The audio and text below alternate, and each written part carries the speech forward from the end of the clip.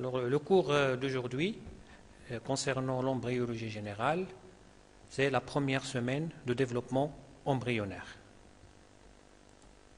Alors, les objectifs de ce cours est de définir la fécondation, son siège et ses conséquences, définir le stade de morula, décrire le blastocyste, connaître les éléments favorisant la migration tubaire et l'éclosion de l'œuf, et identifier les principales anomalies survenant lors de la première semaine du développement embryonnaire.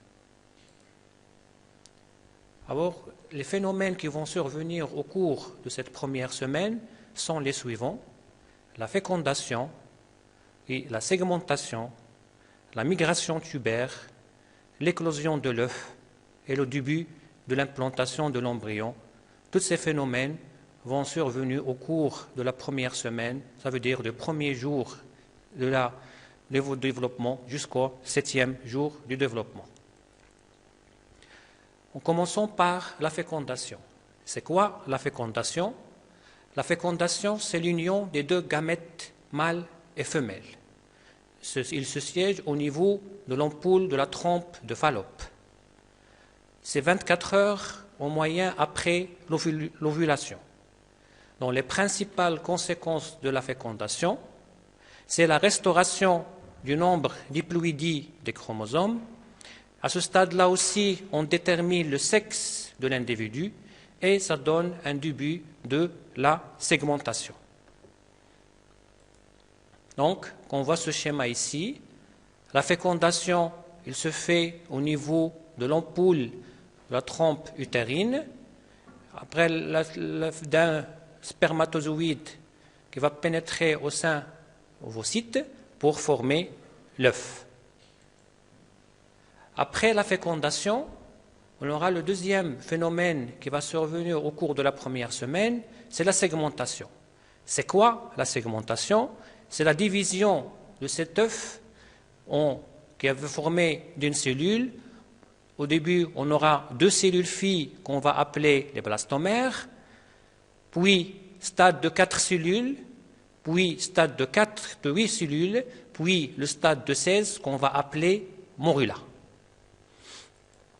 Voilà ce schéma-là qui montre au début, au niveau ici de A, c'est la fécondation, puis stade de 2 cellules au blastomère, stade de 4 cellules, stade de 8, stade de 16 au morula, puis le stade de 32 que le blastocyste.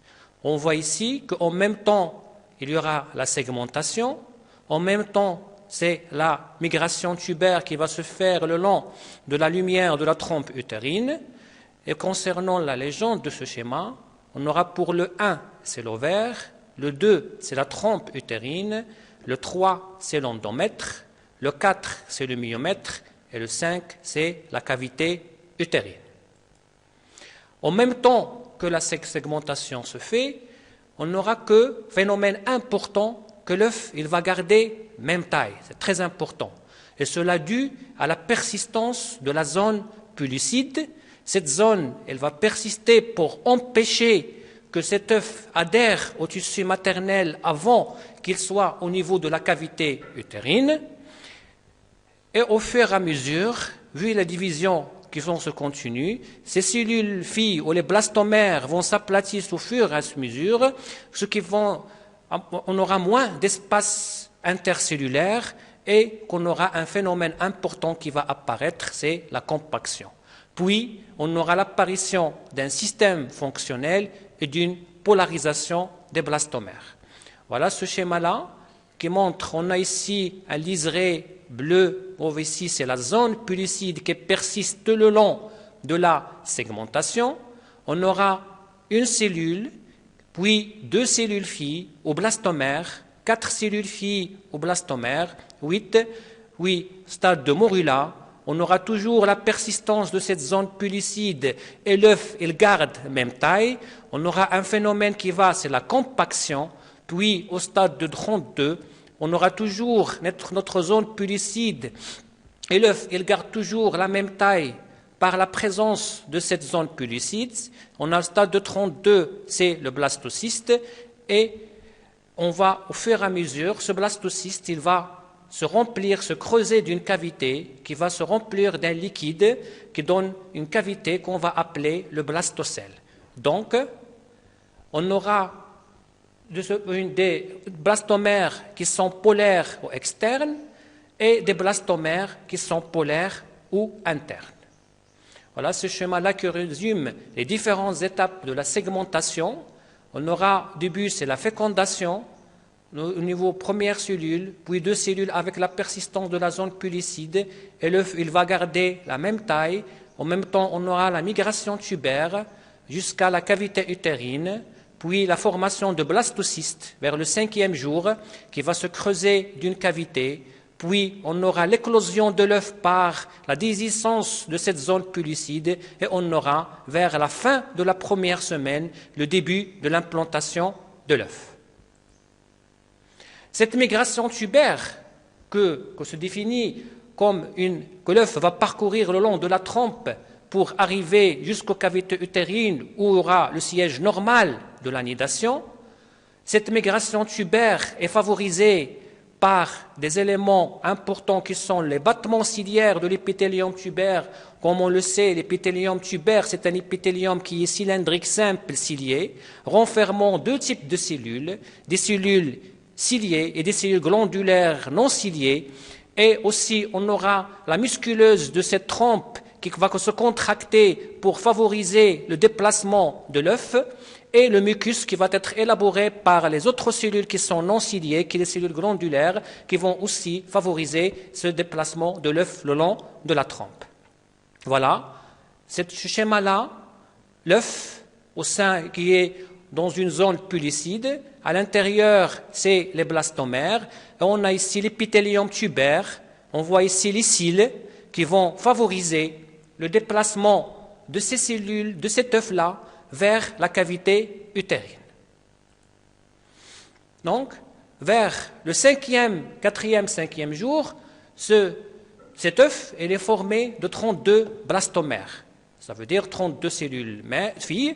À ce stade-là, on aura un liquide qui va venir de la cavité utérine, qui va pénétrer dans la morula et va former une formation centrale qui est le blastocèle, une cavité qui est le blastocèle, et la morula va se transformer en blastocyste, et qu'on aura cette image-là, toujours qui est en jaune ici, c'est la zone pellucide, c'est au stade de blastocyste, on aura deux types, on aura une masse cellulaire interne, ou le bouton embryonnaire, et des cellules externes ou périphériques qui bordent tout le long de cette zone pellucide de côté interne, qui vont former le trophoblaste, et qui vont être centrés par une cavité qu'on appelle le blastocèle, qui va se remplir d'un liquide qui va survenir, qui va prévenir de la cavité utérine.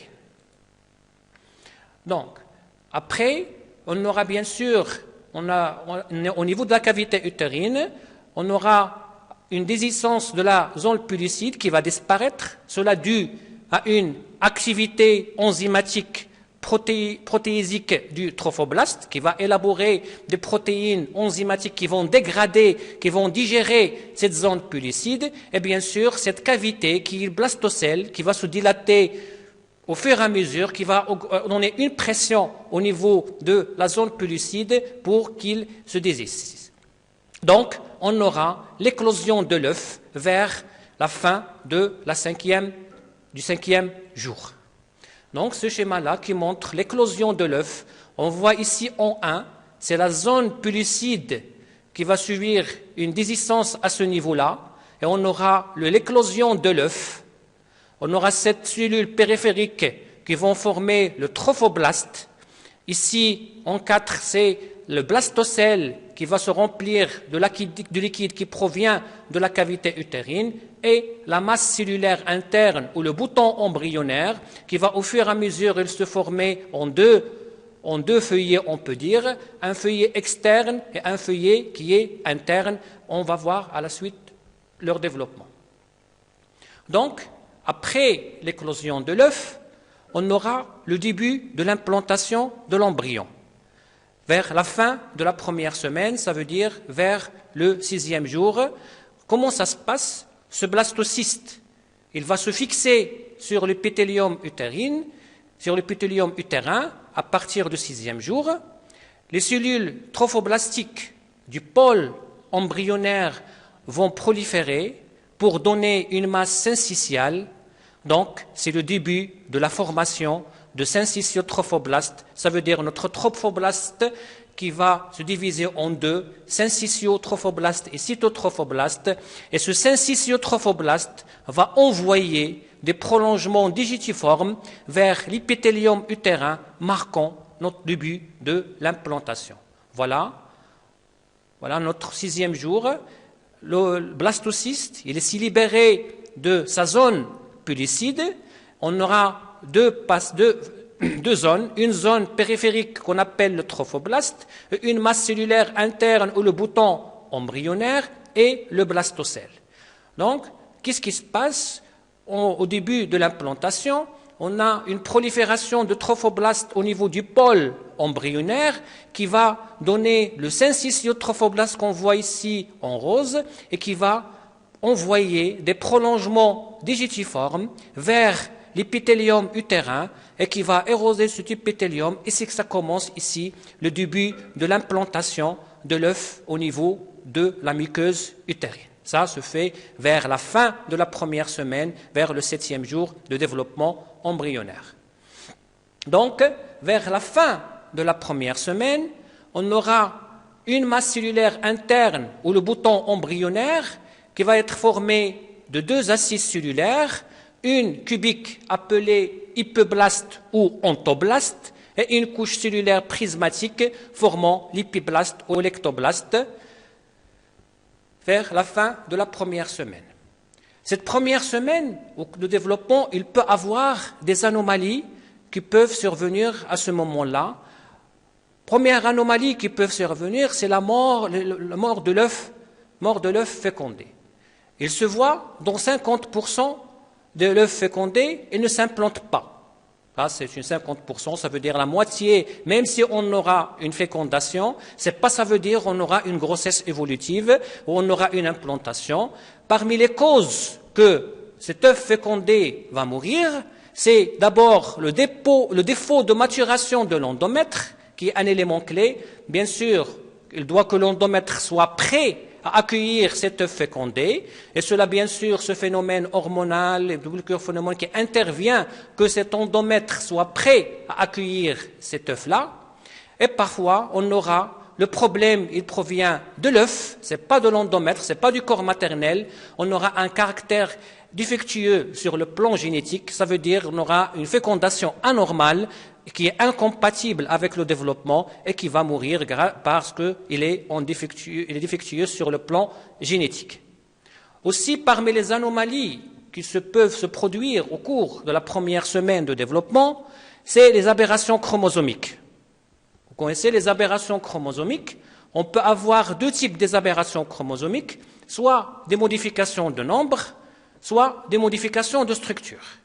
Les modifications du nombre, comme vous connaissez, il y a plusieurs types. On peut avoir des trisomies, des monosomies, plusieurs modifications de nombre. Et bien sûr, cela, ça précise au niveau de la fécondation parce que c'est à ce moment-là, on restaure le patrimoine génétique de l'individu. On peut avoir aussi des modifications de structure, comme des mutations, des translocations, et d'autres qui peuvent survenir au cours de la fécondation, qui peuvent causer des aberrations chromosomiques.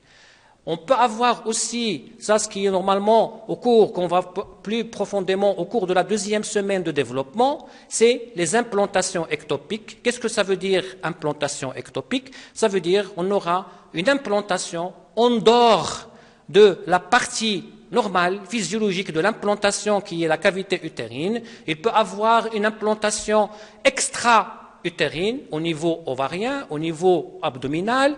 On peut avoir une implantation à l'intérieur de l'utérus, mais plus profondément. On peut avoir une implantation au niveau de la trompe ou une implantation au niveau du col utérin.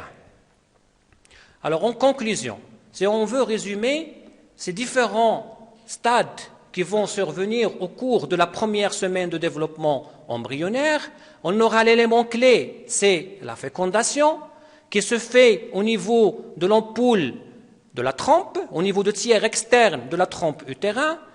Une fois la fécondation elle était faite, ça donne une restauration de patrimoine génétique, détection de le sexe de l'individu, puis en même temps qu'il y a la migration tubaire de l'œuf, on aura en même temps la segmentation, ça veut dire on aura la division de cette cellule mère en 2 cellules filles, puis en 4 cellules filles, puis en 8, puis en 16 cellules, que donne le stade de Morilla, toujours notre zone pellucide qui persiste tout le long de ce parcours-là, évitant bien sûr que l'œuf s'implante au niveau de l'endomètre, au niveau de la muqueuse de la trompe, et ce déplacement-là, elle est favorisé par les cils, l'épithélium cilié de la trompe avec des cellules glandulaires qui vont élaborer de mucus qui aident aussi à ce passage et en même temps la contraction de la musculeuse de la trompe qui donne des contractions péristaltiques qui favorisent ce déplacement-là.